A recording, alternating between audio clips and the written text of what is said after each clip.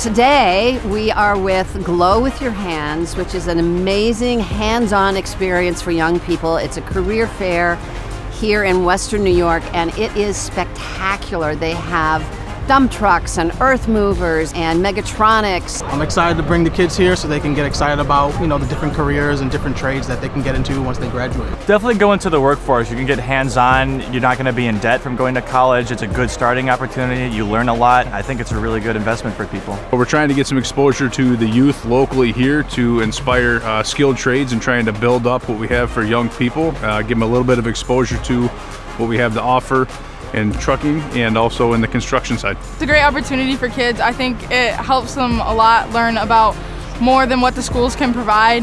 These types of events are really important because we are engaging with the future workforce, and they're all here today. There's 1,000 of them. It's about laying the foundation for the future workforce, giving hands-on examples, and connecting with those in the community. That's what we're all about today. The idea is to get young people connected with work that's exciting. And the way to do that, of course, is to have them experience it.